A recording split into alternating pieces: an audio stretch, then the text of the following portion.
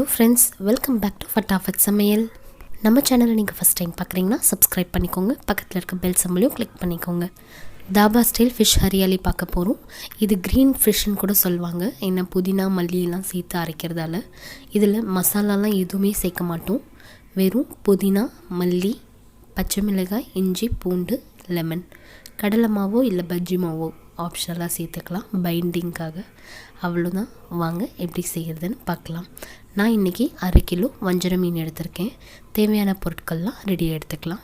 இப்போ ஒரு மிக்ஸி ஜாரில் 1 கப் ஃபுல்லாக புதினா இலை, 1 கப் ஃபுல்லாக மல்லித்தழை, 5 பல் பூண்டும், 3 ஸ்லைஸ் இஞ்சியும், காரத்துக்கேற்ப பச்சை மிளகாய் நான் 2 சேர்த்துருக்கேன். இன்றைக்கி சேர்த்து எல்லாத்தையும் தண்ணி ஊற்றாமல் அரைச்சிக்கலாம். இப்போ ஒரு மிக்சிங் பவுலில் அரைச்சி வச்சுருக்கிற பேஸ்ட்டும், தேவையான அளவு உப்பும், 2 table spoon pepper, 3 table spoon bajji மாவு இல்லை கடலை மாவு, பாதி எலுமிச்சம்பழத்துடைய சாறு, இது எல்லாத்தையுமே போட்டு நல்லா மிக்ஸ் பண்ணிக்கலாம்.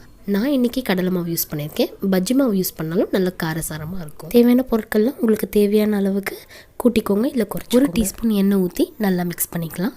தண்ணி ஊற்றாமல் மிக்ஸ் பண்ணணும். நல்லா கொஞ்சம் கெட்டியான பதத்துலேயே இருக்கட்டும்.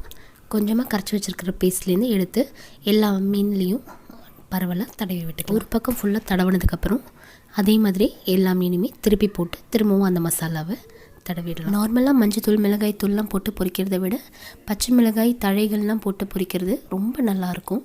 இப்போது இது எல்லாத்தையுமே ஒரு பவுலுக்கு ட்ரான்ஸ்ஃபர் பண்ணிவிட்டு ஃப்ரிட்ஜில் 1 மணி நேரத்துலேருந்து 2 மணி நேரம் வரைக்கும் ஊற வச்சிடலாம். இப்போது ஃப்ரிட்ஜ்லேருந்து எடுத்தாச்சு 2 மணி நேரத்துக்கு அப்புறம். இப்போ ஒரு ஃப்ரைங் பேன் இல்லை தவாவில் கொஞ்சமாக எண்ணெய் ஊற்றி எப்போவுமே மீன் பொரிக்கிற மாதிரியே நார்மலாக பொரிச்சு எடுத்துக்கலாம். நல்லா கோல்டன் ப்ரௌன் வர வரைக்கும் பொரிச்சிக்கலாம். 2 பேட்சாக போட்டேன் தனித்தனியாக. மீடியம் ஃப்ளேம்லே வேகட்டும்.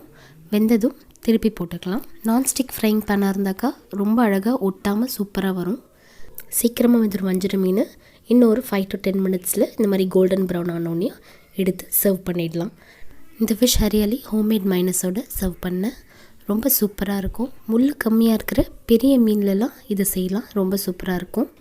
ட்ரை பண்ணி பார்த்துட்டு கமெண்ட் செக்ஷனில் சொல்லுங்கள். ஃபட்டாஃபட் சமையலுக்கு சப்ஸ்கிரைப் பண்ணுங்கள், லைக் பண்ணுங்கள், ஷேர் பண்ணுங்கள். தேங்க்யூ.